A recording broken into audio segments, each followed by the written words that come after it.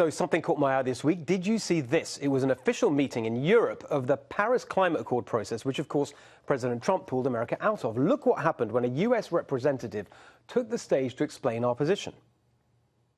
If we are serious about eradicating poverty and providing universal access to affordable, reliable energy, it is clear that energy innovation and fossil fuels will continue to play a leading role. Energy access. Very strange. You know how climate change activists never stop going on about believing the science and how facts matter. Well, then why aren't they cheering the United States instead of jeering?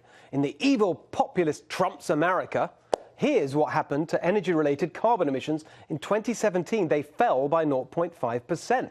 But in the saintly globalist European Union, they went up by 1.5% in the same period. In fact, per capita carbon emissions in Trump's America are nearly at a 70-year low. Turns out energy deregulation does more to fight climate change than going to conferences. I guess you might call that an inconvenient truth. There's a lot of those about. This one's pretty inconvenient if you're the kind of person that goes around saying Trump is a fake populist, that he's not doing anything to help the forgotten men and women in this country.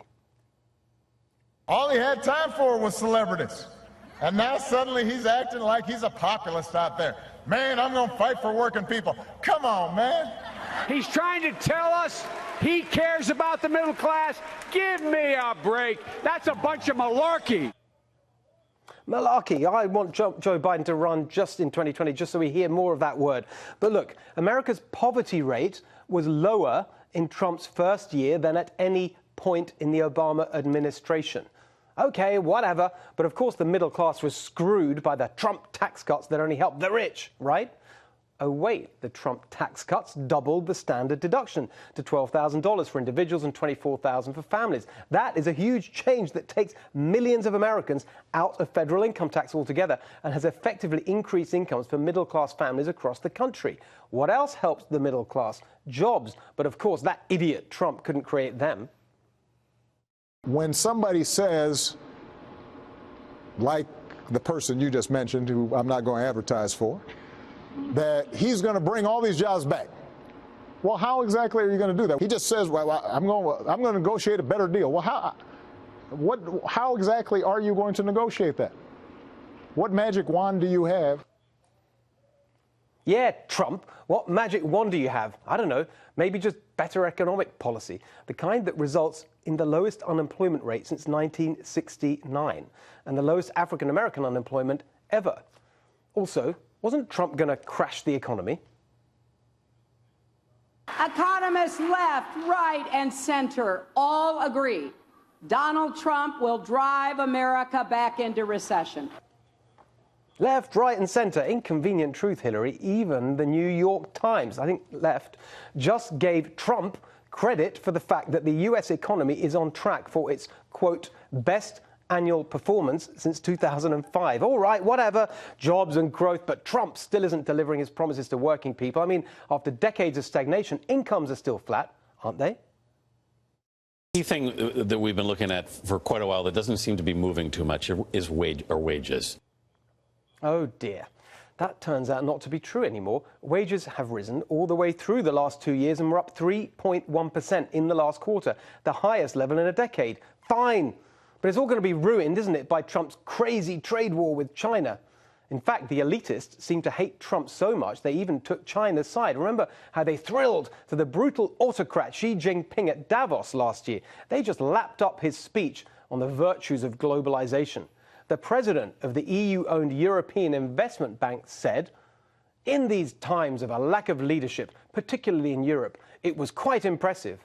Ooh, President Xi, you're quite impressive. But what's actually happening is that President Trump's pressure is working. China is on the back foot, making trade concessions and now pledging to drop its Made in China 2025 program, which was Xi Jinping's grand plan to achieve world domination in the industries of the future. We'll see if they mean it, but even the fact that they're saying it is a major victory for that idiot Trump, who obviously doesn't know what he's doing. Just like with North Korea, remember? We have, what, I think the total is 7,100 individual nuclear warheads. I don't even want to know the destructive capability is there. And we're about to hand the launch orders over to a guy who can't stay away from his phone for 15 minutes. It was outgoing President Obama who told President-elect Donald Trump that North Korea would be his #1 problem. Trump actually listened to him, did something about it, and turned our relationship around in a way that has made the world incomparably safer. And then, just this week, we saw incredibly important substantive progress from this administration. Major criminal justice reform led by Jared Kushner now looking good for passage in the Senate. A major new effort to revitalize urban America and rebuild low-income neighborhoods led by Ben Carson. And a highly significant new strategy from John Bolton to fight China's attempted colonization of Africa. On top of that, America this week becoming a net oil exporter for the first time in 75 years, enabling us to reduce the global influence of dodgy regimes in the Middle East and elsewhere. Yeah, but he's still an idiot, though, isn't he? He's still Trump. Look, the point here is this. We'll never persuade the Trump haters on the left and the right to change their feelings about the president. They just can't stand him.